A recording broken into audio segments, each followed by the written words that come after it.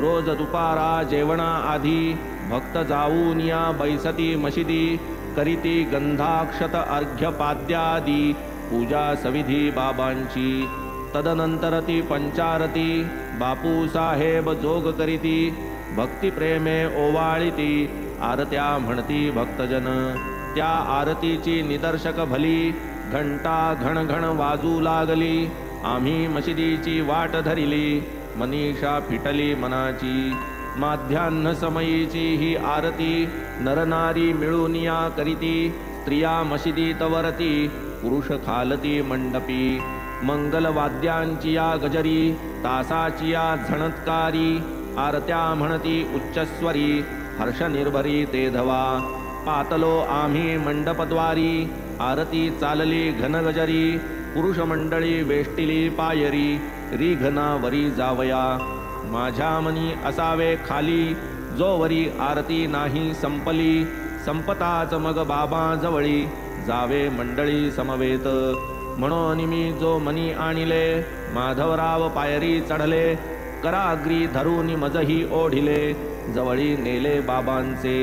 बाबा निजस्थानी स्थित स्वस्थ मने चिलीम पीत।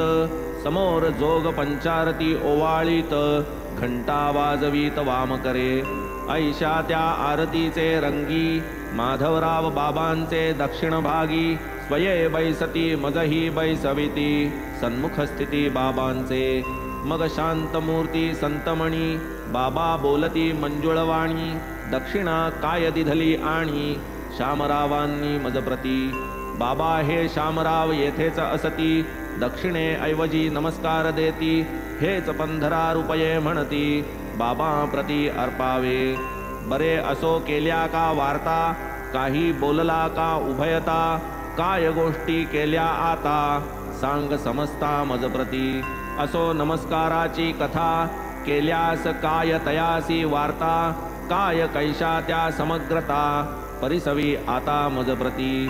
गोष्ट सांगावी ही उत्कंठा आरतीचा तो गजर मोठा। परमानंद माईना पोटा प्रवाहे ओठातून तो। बाबा जे तक्क्यास ओठंगले गोष्ट ऐकावया पुढे झाले। मीही पुढे वदन केले करू आरंभिले कथन ते। बाबा तेथे झाल्या ज्या वार्ता सर्वची वाटल्या गोड चित्ता। त्यातची एकती म्हातारीची कथा अति नवलता तियेची। शामरावे ती गोष्ट कथिता दिसोनी आली आपुली अकळता। जणू त्या कथेच्या मिशे मजवरता केलात निश्चितता अनुग्रह। तव बाबा अति उत्सुकता म्हणती सांग मजती समग्र कथा। काय पाहू कैसी नवलता अनुग्रहता ती कैसी। गोष्ट होती ताजी ऐकिली शिवाय मनात फारची ठसलेली। बाबास अस्खलित निवेदन केली प्रसन्न दिसली चित्तवृत्ती। ऐसे कथिले सकल वृत्त बाबाही ऐकत देऊनी चित्त। सवेची मग माते वदत जीवी धरीत जावे हे।